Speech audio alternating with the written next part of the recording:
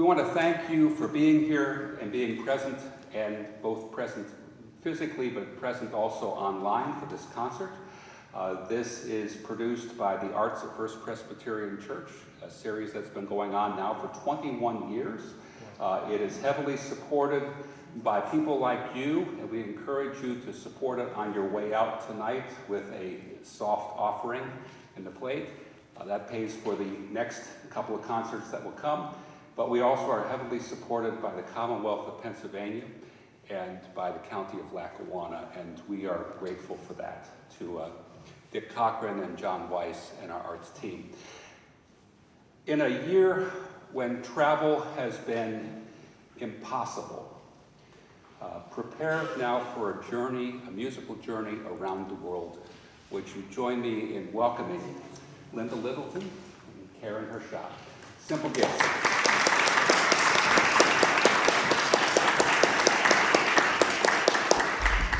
Oh my God, it's so exciting to be here. This is our first concert out since last fall. We were doing outdoor concerts.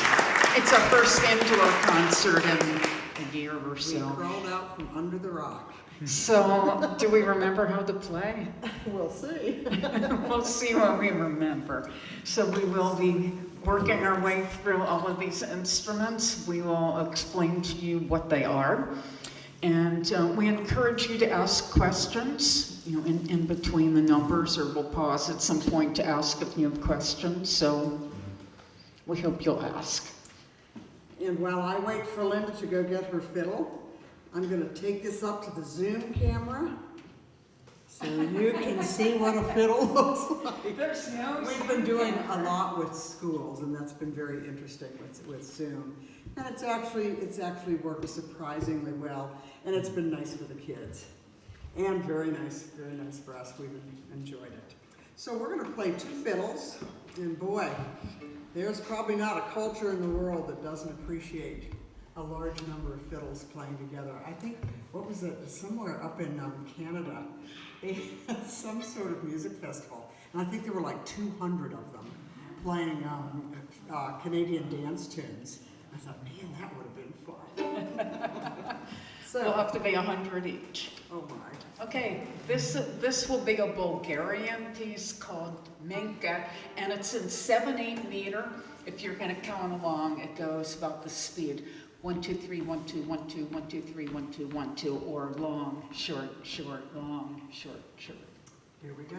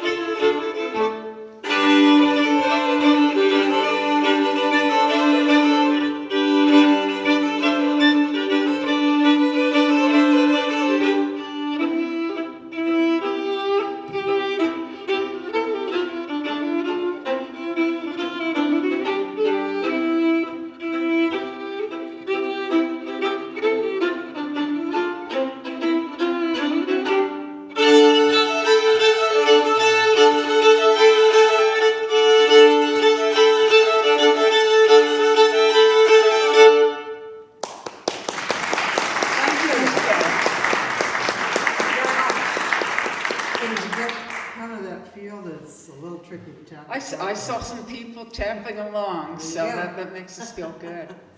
Well, the name of our group is Simple Gifts, and we take that name from the Shaker hymn by that name that many people know as Lord of the Dance. So we will play Simple Gifts for you now, and I'll tell you that later in the program we're going to be playing Simple Gifts again. It'll be sort of hidden, but it'll show up. You listen for when.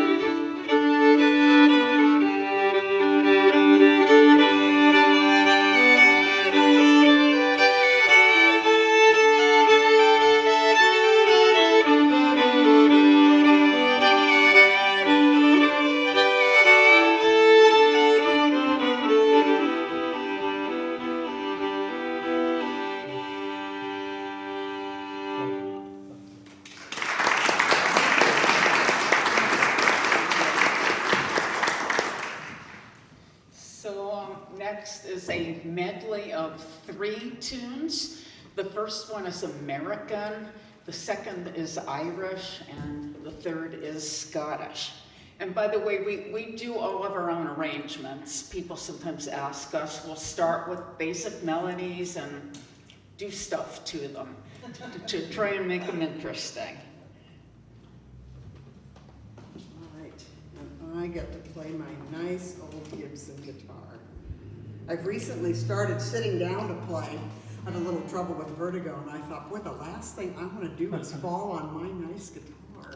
So, Well, it would break the fall, I though. haven't figured out It how would to help you. sit with it yet, but you know. So if I'm wiggling around a lot, you know that's who I am. Would you rather break your guitar or break your body? Probably my body. All right, here we go.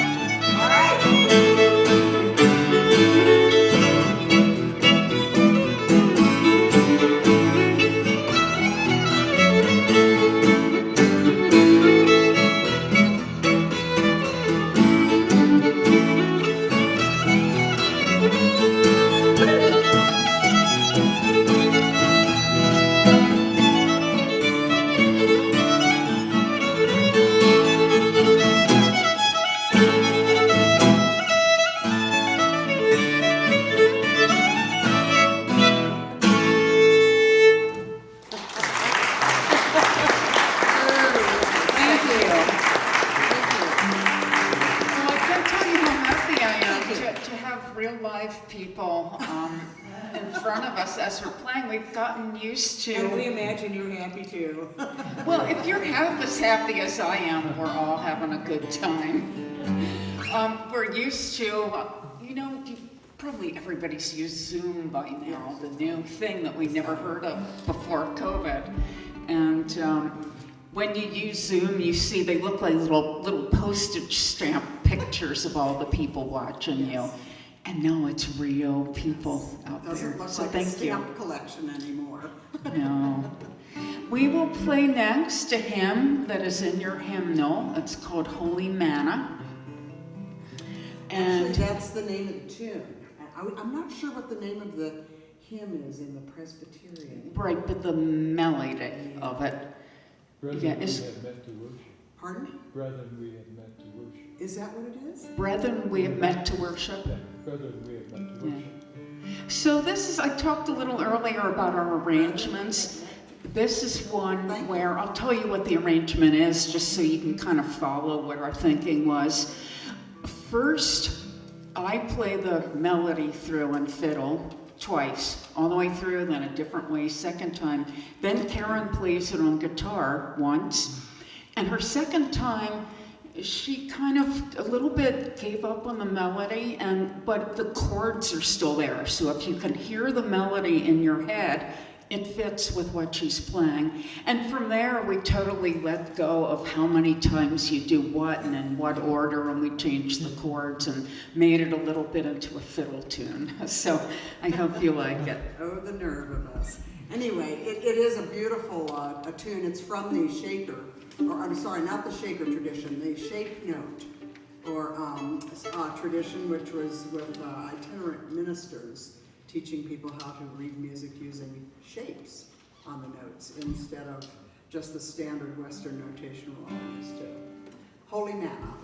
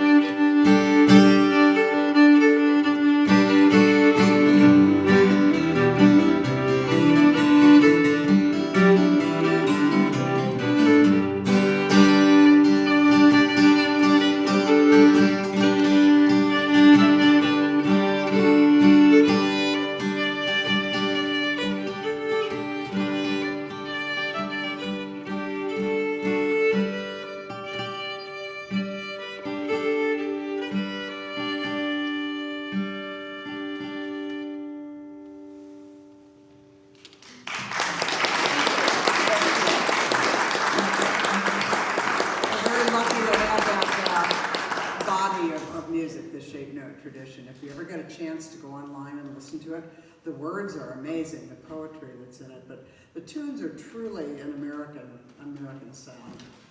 So we're both changing, right? Oh, I just have to get my, getting a hammer dulcimer. I'm getting it.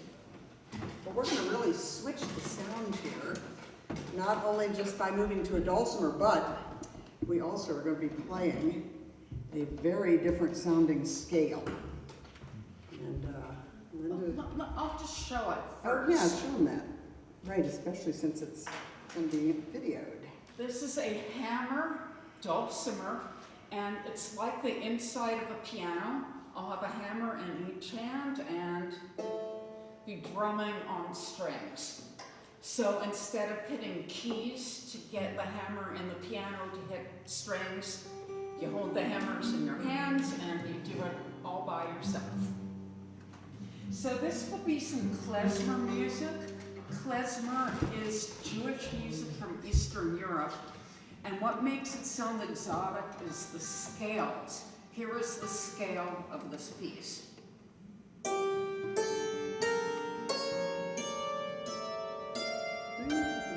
Real different. Very much so.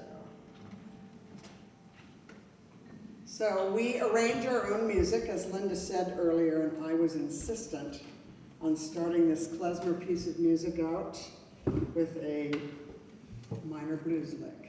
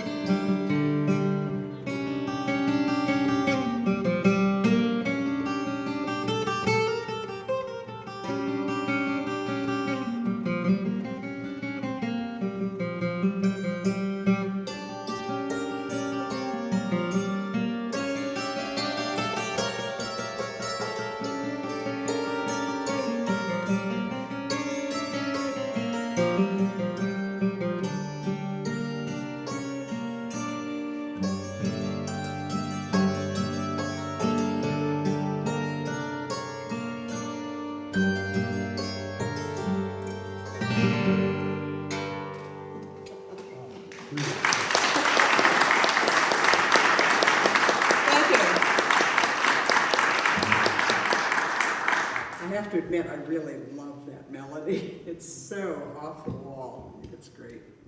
So klezmer music, I like to think of it as circus music in a minor key. It just is.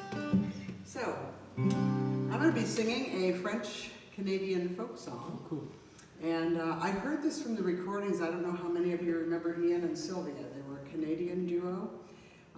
And they really had just a lot of power to the sound of their songs. And I always wanted to sing in a different language. So I thought, okay, so I've taken French, and this is a French tune, so I'm going to do this. It's a story of a prince who gives a king who gives his son, the prince, a beautiful silver rifle. And he tells his son, you can't go hunting until you go hunting with me. Well, the son can't wait. So instead, he goes out into the courtyard of the castle and he shoots at the geese that are swimming on the pond. And it's a very sad song, which is rather interesting because it's a children's song. This is a song that's over 500 years old. I think it's just one of the many ways, that human beings deal with discomfort or harsh things or sadness and loss is through music. It's through the arts. So it's called Lullaby, which means blow pretty wind, and interspersed the instrumental part is a French-Canadian folk tune, a fiddle tune. See, I finally get to play a French-Canadian fiddle tune. So, Lullaby. You know what, I gotta fix this capo. It's given me trouble last time. Is that capo too? Yes, no, that's why, one of the reasons I have to fix it.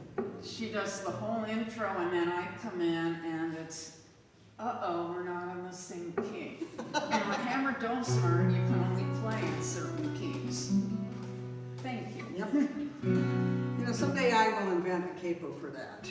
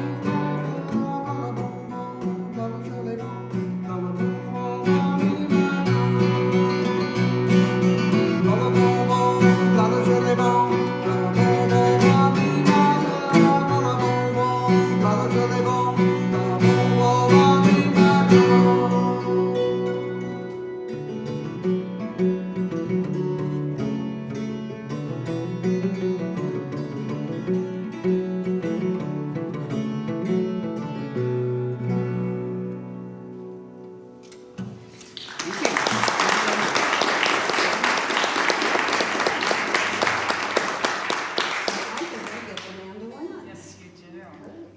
Yes, you do. Feel like I- Okay, Karen will get her mandolin next, and we'll be playing Irish polkas.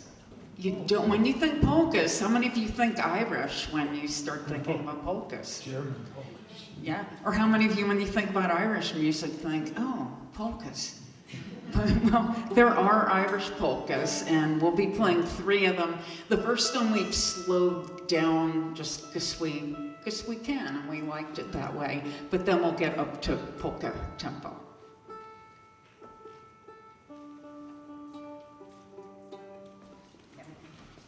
So this is a mandolin, and what's nice about a mandolin for somebody who plays fiddle and guitar is this is tuned just like my violin, but I play it with a pick, like I do my guitar. So this side of me is the guitar player, this side is the fiddle player.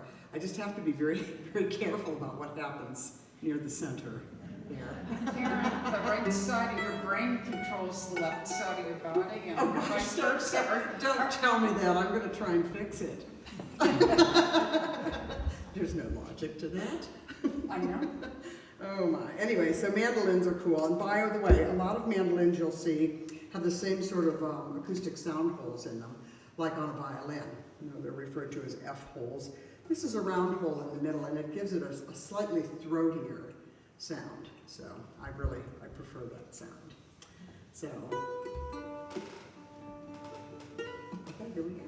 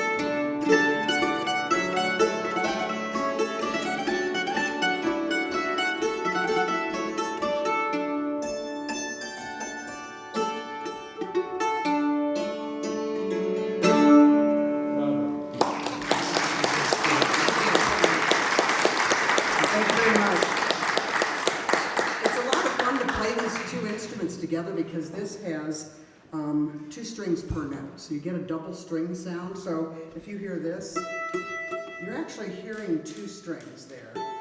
They're so close together that you do end up playing them. I mean, it would be almost impossible to try and play just 1 string at a time. And the same thing on the dulcimer, you have that multiple string sound. So it really gives it a very interesting feel. What are you doing? Oh, I'm coming back to play with All you. right. The only thing about mandolins is they're such cranky little instruments. They don't want to be in tune at all. It's like having a dog or something, you tell it stop barking and it just won't. Did you just compare your mandolin to a dog? Oh, yes. Well, only when it's bad, because I like cats, and I don't want to compare it to a cat, because I like them better. But yes, I did compare it. It knows how I feel about it. We have next a piece that we wrote together, and we wanted to write something exotic. How do you get something to sound exotic? Well, there are 2 big things you could do. One is the meter. And so we put it in 7/8, like that piece in the beginning where it's 1, 2, 3, 1, 2, 1, 2, 1, 2, 3, 1, 2, 1, 2. And we also said, let's just give it a scale that's kind of different. So here's the scale.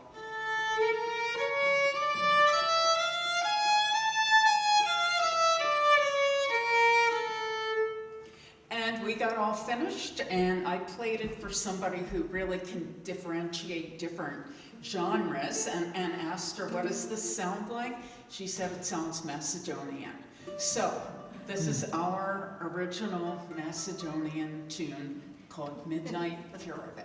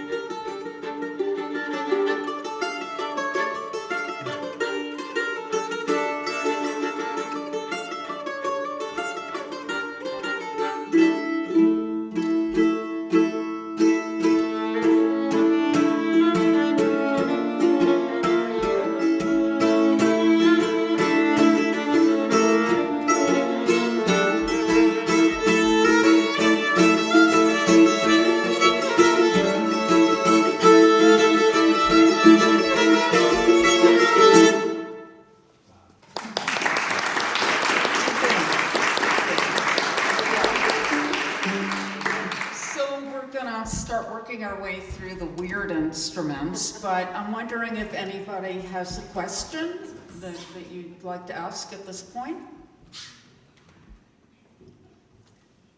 Yes, please. I'm just wondering about your musical memory. How do you remember all of these songs? How do we remember all this music? I love that question, and I ask myself this a lot. It's something about how the brain works that, you know, we practice a lot, but I feel like for me, it's kind of, if I start thinking that while I'm playing, how do I remember all of this? I'm gonna mess up right Yes. then. So part of it for me is kind of keeping my head out of it, not thinking too much about what I'm doing, sort of getting on this automatic pilot, kind of like the way you drive home and from somewhere and then you're pulling into your driveway and, gee, I don't remember.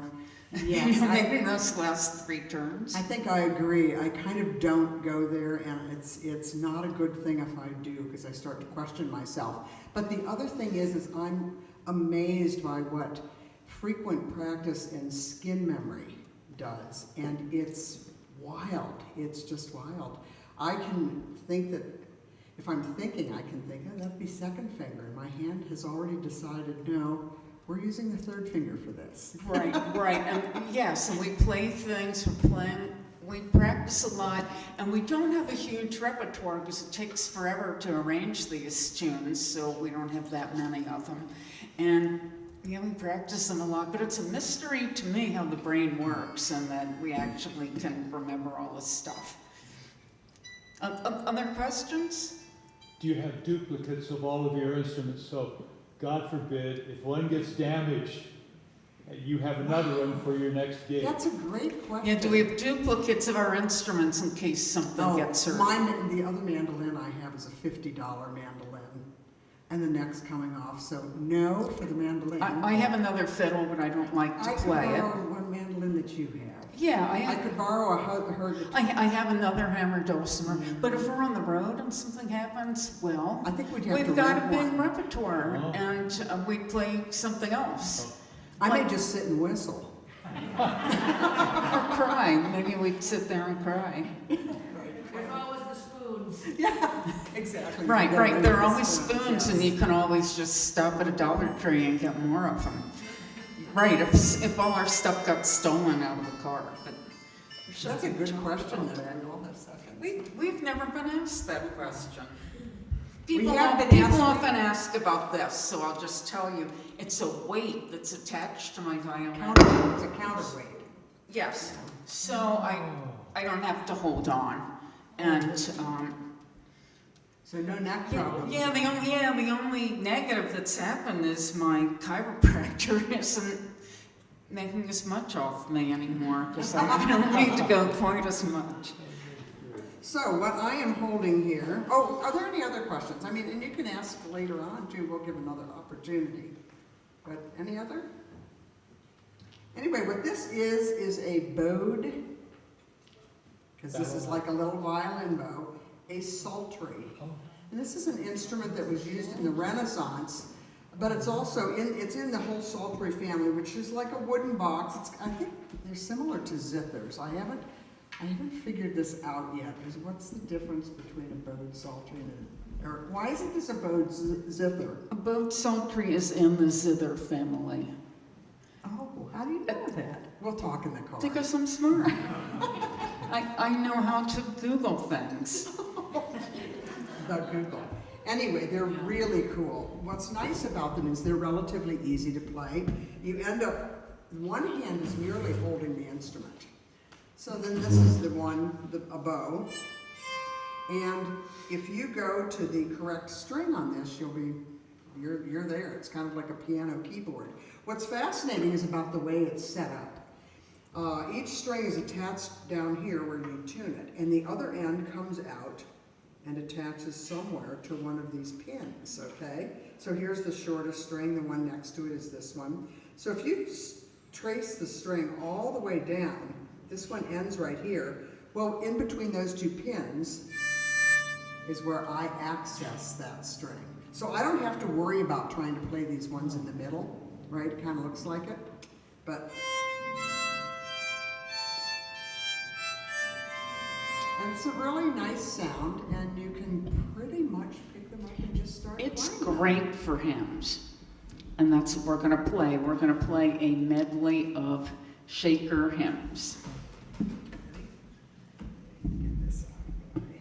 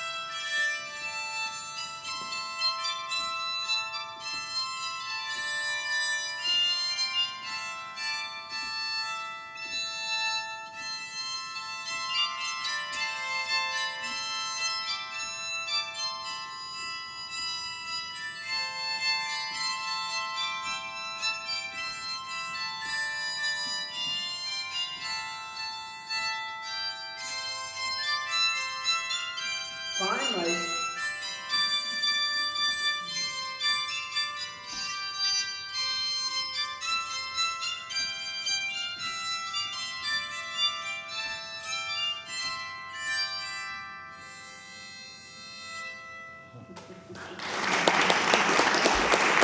So that's the sound of a bowed psaltery. All right, we're going to get out the big bowed psaltery. Usually, like 99 out of 100 bowed psalteries you'll see, or even more, are this kind. And the bigger ones are pretty rare. I bought this next one from the builder. Are we? No. No, I have Silgon next on here. I mean, we could do that, but. So we'll get out, or Karen will get out the big bowed psaltery. Are your psalters all the same keys? All of them are in C, so the one side has the white notes on the piano, and the other has the black notes of the piano. Except one of our psalteries, the one that's behind me here, is in B, because it kept breaking strings. So we just decided she'll capo up on the guitar, and we'll have it in B and pretend that it's C. And it works. So, this thing that looks something like a birdhouse is a bass bowed psaltery. And it's large enough that the two of us can play this together, which is kind of cool. Oh, I do have to move my chair. So.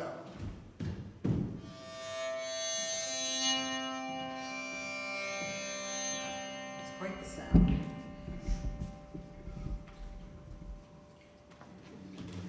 Yeah, this will work. staying in one place. I was All gonna right, say, I I'll think start. you're in the wrong place. This is a Welsh lullaby called Suagan.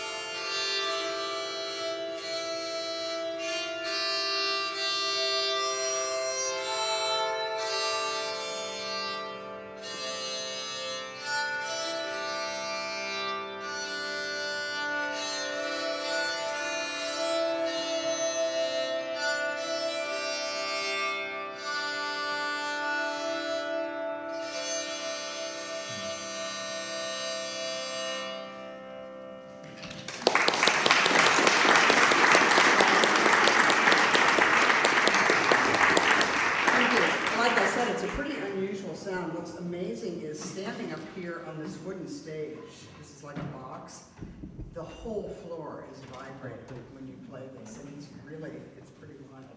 So, we are going to set up again. It takes a little bit of time to set this one up. So that's going to be about, So I was playing a tenor recorder on the last one, and on this one I'll be playing an alto recorder. And I also was interested in singing in another language. Karen mentioned that she studied French. Well, as a kid, I studied Yiddish. I had one grandmother that didn't speak English. She only spoke Yiddish, and all of my grandparents were immigrants, Jewish immigrants from Eastern Europe, and they all spoke Yiddish. And in fact, my parents both learned Yiddish before English. And so I went to Yiddish school, and here I am singing in Yiddish. The song is about Mashiach, and that's the Messiah, and it's that Mashiach will be coming next year.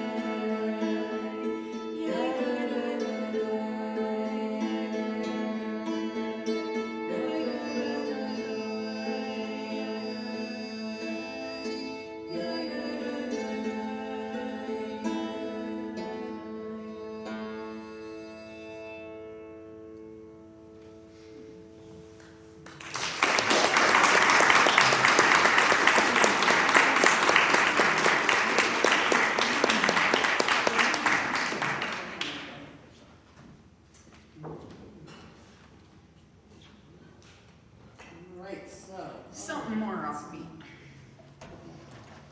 Something more upbeat, a little bit of a sense of humor. And this thing is awkward here. All right, well, I'll get this. You set up your guitar. Setting that thing up is always a little tricky, but it's worth it. We have to be careful not to show the other side of it, because if anybody sees the other side, they see how we cheat. That's the humidifier that came out. We have red and blue dots on the back, otherwise all the notes look the same, so it orients where we are.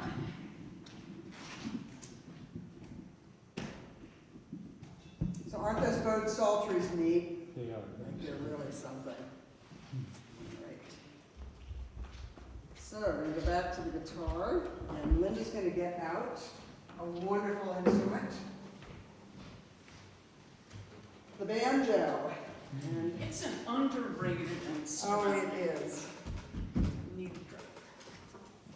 They're a lot of fun to play. She's been having a blast with it the past couple of years. We both play. I don't play as often as she does, but it's a great instrument. It's originally an African instrument, and you know, it got kind of a unfortunate history with the whole minstrel music movement, but they're really enjoying a renaissance.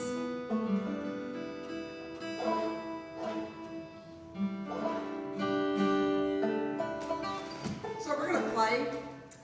She plays in an African style, actually. It's been traced back to Africa. It's called claw hammer or frailing, and it looks like you're just hammering away at the instrument. Now, the reason is she's hitting it with the back of with the large side of the fingernail.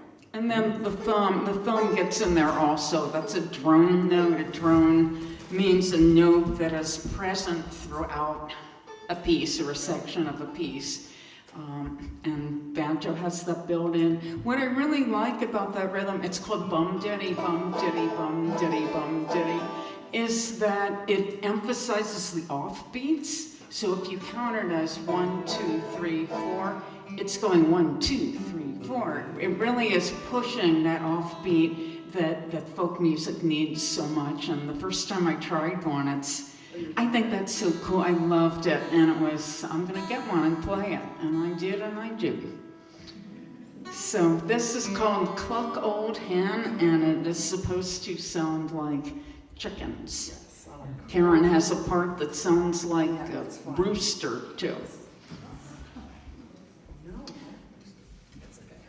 All right, so imagine yourself sitting on the side of the mountain on a little cabin, and you're just on your front porch, and it's beautiful, and your guitar's out of tune. Oh, there's the guitar. And some chickens come around the side of the house, and they're just pecking away and, you know, doing what they do. So this is called Cluck Old Hen.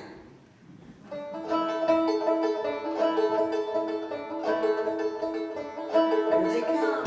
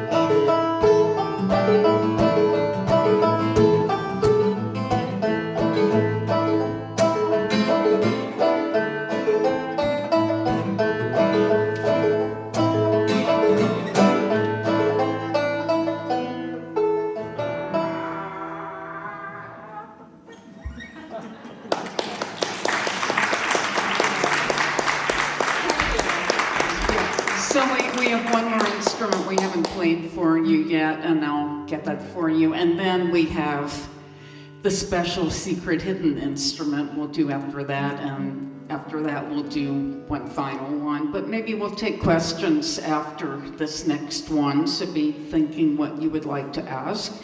And I'll get the bow psaltery that you haven't heard yet.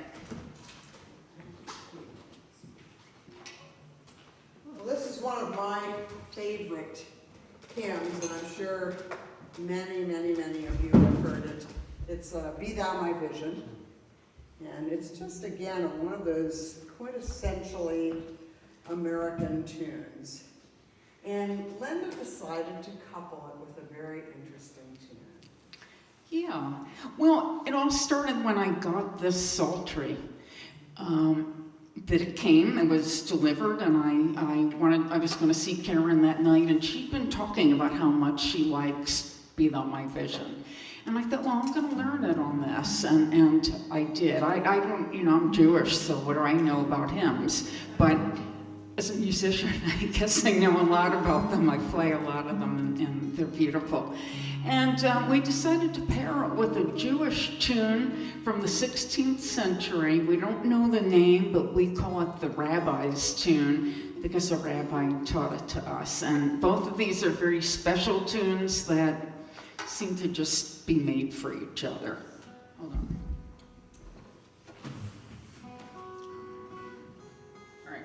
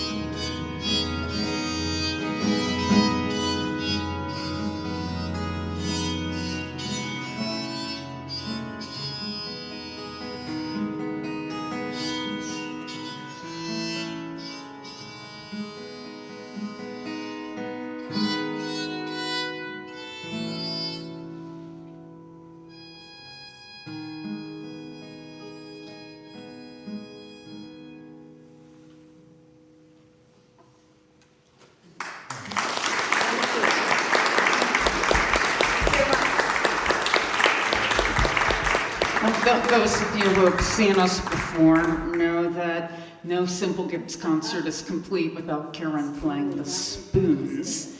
So she'll set up for that. And before we do that, what other questions do you have? I suppose each of you individually practices to maintain your art, but of course you practice together. So how is that divided up during the week? You must have a practice schedule. The question is, how much do we practice alone versus together? And do we have a schedule? And I don't know, do we have a schedule? Now, it's usually 2 days a week, and then we just figure out what 2 days, because both of us teach. But in terms of playing alone, I've got like instruments sitting out in the room on stands, and I'm usually like, I love old westerns. So I'm like watching old westerns, and I'm either grabbing the banjo or But the we guitar, don't and I- either that much practice like our parts of things we Right. play together. It's In very fact, difficult. sometimes I Yeah. can't play my parts. They don't sound right if I'm not hearing Karen with me. So you're very much joined. Oh, completely. We're very much joined, and in fact, we've played together for 25 years. It's 25 and a half If somebody by now. asked me to play my part in one of those tunes, it would be very, very difficult for me to. So. Yeah, so the practicing is together, and now and then the practicing is, let's drink a beer. Let's practice tomorrow instead. Or I see 3 woodpeckers out the window. When did that happen? Yeah, all kinds of things. Just, you know, the playing the music is certainly the special part of it, but it's also special just getting in the car and going on an adventure. We have fun from the moment we pull out. We take only back roads, and it's great. It was beautiful. Oh, let me tell you what I learned this week. I learned something new that Karen already knew, and that all of you do too. It isn't Clark Summit, it's Clark's Summit. It's plural. You all knew that. Well, I didn't know. And Karen and I were discussing it, and how there's no apostrophe. Then we see the borough building, and it's got apostrophe S. So which way is it? How many of you say it should have an apostrophe? And how many of you say it shouldn't? All right, it's not going to have an... What's with the borough? They didn't know? Well, I have a question. What? How many of you say Clark Summit or Clark's Summit? Good Raise your question. hand if you say Clark Summit, like all one. All word. run together. And raise your hand if you say Clark's Summit. Now, isn't that funny? My father, he was a speech teacher, and if I had said Clark Summit, he'd have been all over me. So he said, Karen, there's another S in there. S on Clark. Well, that's, anyway, I think it's a neat name. So, I'm gonna play my spoons, and this is really fun, and I can teach these to you. They are not anywhere as difficult to play as it looks. The heritage that I play is from the Cajun music heritage down in Louisiana. And there are other places where they play spoons, which utterly fascinates me. They play them, I know, apparently in Turkey, they play them in Sweden and Norway and Spain and the Ukraine. Somebody said Egypt. That was the one that I was forgetting. I bet everywhere that they eat with spoons, they play Well, it them. seems to be everywhere where you would have kids that eat. Yeah, kids that eat with spoons, yes. Yeah, they would be messing. Right, so if you're a chopstick eater, you don't play spoons. Then you could do fiddlesticks.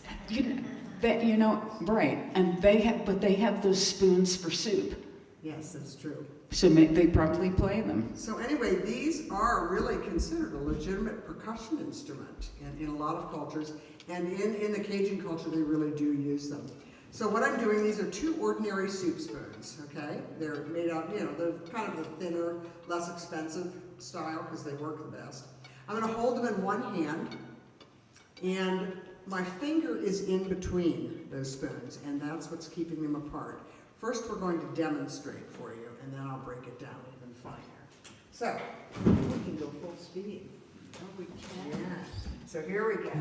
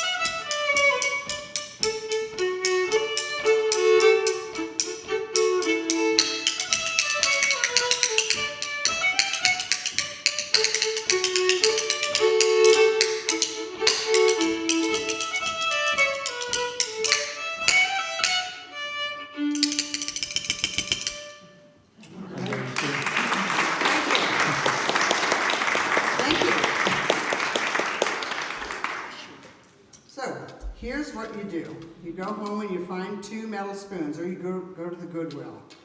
Test them out. If you're right-handed, that's the hand you're gonna hold your spoons in. The sound is coming from the spoons, the backs of them hitting each other. So I'm putting my index finger in between the handles of the spoons, about halfway down, okay? You can see that I have it poked through there fairly far. What happens is the spoons are going to want to escape out this way. And your sole purpose in life as a spoon player is to keep them from doing that, okay? You have to become master of your spoons. So, fingers in between. Take these remaining fingers, and this is important. Curl them all the way around. Really, I'm touching my palm, so they cannot get out there. I also have this thumb here. If you put your arm out in front, thumb is on the top spoon, finger in between that's acting as a spacer. It's keeping them separated until you want them to make a sound. And then these spoons are holding it into the palm. What's happening is I'm kind of squeezing this top spoon between the thumb and the finger in between, so it doesn't move very easily. The bottom spoon is just a little looser, so if I just tap the tip of it, it's hitting it into the top spoon. Has to make a noise, right? So I can tap my leg. And trust me, you don't have to worry about being loud. In fact, it's considered very poor taste if you play them too loudly. No pun intended. But just dropping it against my leg. Now this one, this is called put a roof on it. Hit my leg and come up and hit the hand. Now it's pushing the top spoon into the bottom spoon, right? So, put a roof on it. Next one, think of this as a paintbrush. I'm gonna have my feet flat on the floor and my knees together. And I'm gonna put this hand down next to my knees. And I'm pretending that this is a board on my lap, and I'm just going to paint the board. Okay? And now walk it back.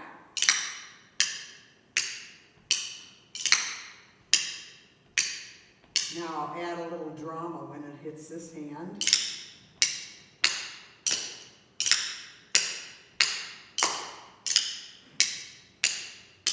Right? Next one, this one's my favorite. This one's called the cricket. Okay, and what I'm doing is, how many of you guys used cardboard in your bicycle Used to. wheels and the spokes? Yes, and it made a really cool sound. That's really what I'm doing here. I'm thinking of the tip of the spoon as the cardboard. These are the spokes. I'm leaving them very rigid and separated. And I'm letting the tip of the bottom spoon roll right down my hands, my fingers. Get good at that. Throw in your thumb. Get good at that. Put it down next to your knees. 7 clicks. Pretty cool. And then you tip it up like this. And this one I learned from a Three Stooges video. And the episode was called Disorder in the Court. I think it's Curly. I think Curly gets arrested for playing spoons, or he disrupts the court, and they're not happy with him playing spoons. So like that. And the last thing you do is you want to wash them off. So you pretend you got a glass of hot soapy water, or whatever you want to have a glass of. Take your spoons, stick them down in, and you just swish them back and forth like that. And it really is a lot of fun to play them. I also make some joined ones. These are much easier. These you just hold on to. Or you can hold them in a fist or any way you want. Yeah, and we have those. We'll Yeah, have those for Karen sale. makes them and sells them. Yes. It's $5 And the for other thing joined is you can, spoons. for very, very cheap, you would have to buy these yourself. Here's a bulldog clip, and that becomes your case. She's so excited Your about case this. for your spoons. A little boy gave this to me and said, "I have a case for your spoons, Miss Karen." I thought that was so cool. It was cool. Oh, let me show them the big spoons. Okay. There's a whole world of spoons out there. And then we'll get back to questions. I apologize, I realized we answered one question and there had been other hands up, so we'll come back to those. I And have to show you this. We went to, yes, a church potluck, one place where we played. And this woman had these plastic throwaway spoons in the potato salad, and I took one. Karen of said, don't those. throw those away, I want them. Oh, yeah, give me those. So she was very nice about it. She said, what are you going to do with them? I said, you just won't believe it.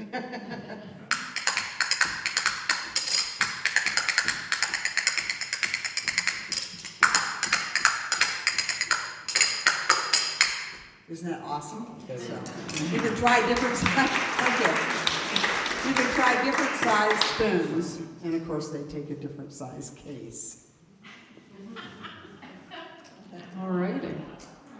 Nice, Karen. So what were the other questions you were about to ask? Yeah, and I need to take out my earplugs so I can hear you.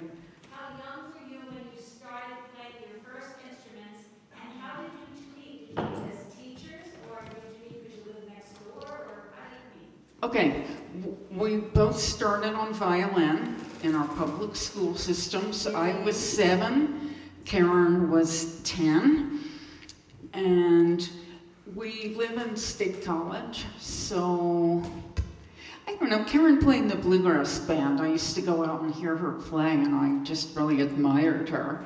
And she probably heard me play. So we knew who each other were, and then just eventually we tried playing together. You'd get together and jam with somebody, and it worked. So we said, yeah, let's do some gigs together. And here it is 25 years later. 25 years We live later. about a mile apart, so it's really easy to get together. Yeah. Where did you find the Salters and why do you have the Salters? I never heard of them before. If you're familiar with the Arts Festival in State College, it's a big arts festival. I know a lot of people go to it. There was a builder there one year, and this was before I played with Karen, so it was probably about 30 years ago. And I just looked at it, and what's that? And I could pick it up and play it without any practice or instruction, because it's easy. And I thought, well, I have to buy this because I can already play it. And then the others, the big ones are both from the same builder, and I just got to know him. I went in looking to buy little ones for working with kids, but I walked into his shop, and there was, the big one from over there was just right in front of me, and it was, oh, I don't need to look at little Salters now, I need to try that big one. And I had such a good time that, I bought it and then eventually got the other one. Does this mean if we see a stand-up bass, because you already play violin, you're gonna get it? No. room in the car. No, I would have to work at it. Right, and there's no room in the car. But the bone Salters, really, they're not hard. Yeah, Like violin, when you start playing, it really takes a lot of right arm control to get a good sound. Not on the bone Salter, it doesn't tend to squeak. It's really pretty easy to figure out. Yeah, they're a very good instrument, kind of like a ukulele and an auto harp, where you can pretty much play it right off. It's pretty cool. Yeah. What age children do you teach? Do you teach music? Oh, no, we travel. So it would be when we go to play somewhere, they might want us to stay an extra day, or maybe in the afternoon we work with a school, and in the evening we come to the church and give a concert. We do a lot of that. With kids with bone Salters. Bone We have Salter- 12 little tiny ones. You at can home. go all the way down to kindergarten with Yeah. bone Salter, or kind of middle and high school kids, they're musical, just pick it up and they're thrilled that they can play it right off, and figure it out. Yeah. Other questions? Oh, and- All yeah, the way in the back. So I'm also a music teacher. So you learned violin, which was your first instrument, and you probably used rotation between other instruments. What was the hardest instrument to pick up, knowing that you could play other instruments? Like I think of the dulcimer, and that just kind of like blows my mind because I think about the piano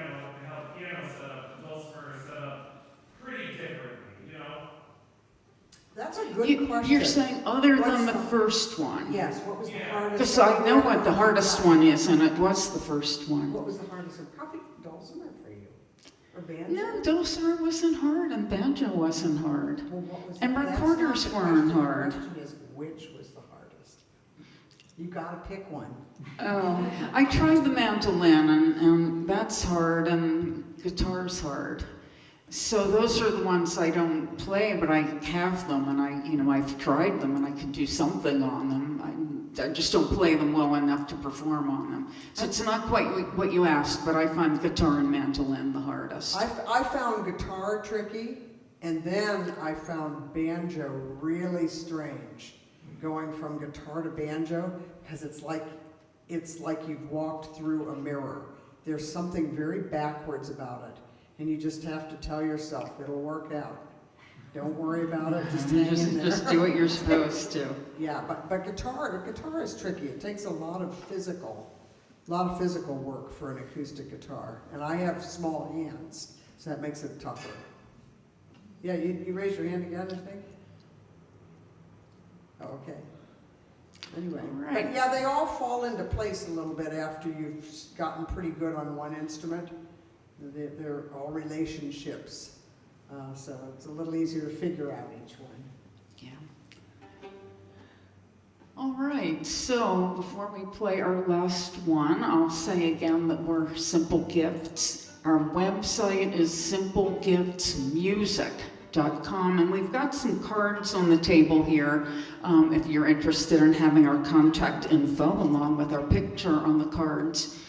We once a month do a free program online. And tomorrow night happens to be the night we'll be doing it. It's over Zoom.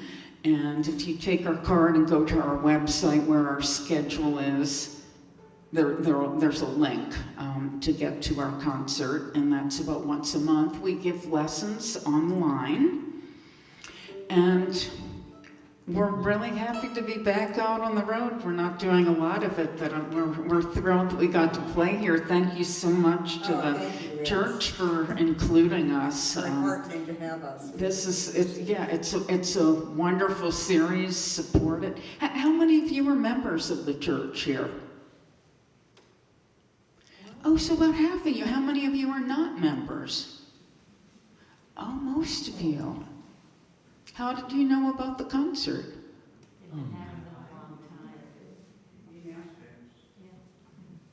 It's great. The acoustics are wonderful in here. Yeah, it's a nice place for a concert.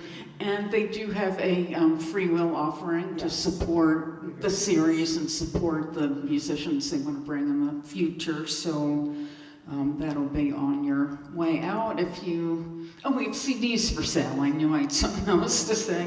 I did say it. And we'll have some spoons, weird spoons. Yeah.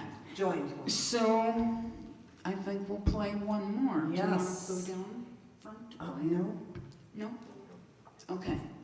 So we'll play two Romanian tunes that we really enjoy. You've been a great audience. This has helped ease us back into the world playing for Ease us live back into people. where we want to be. That's right. May we all ease back into where we want to be. Just two Romanian tunes, and these are just fun.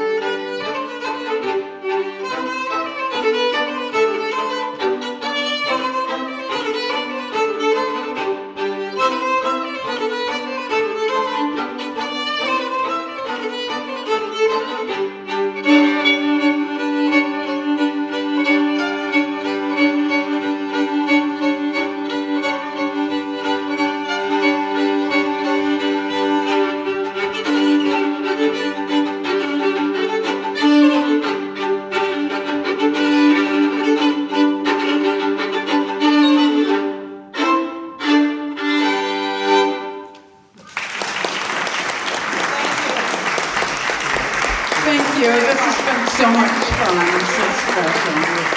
Thank you.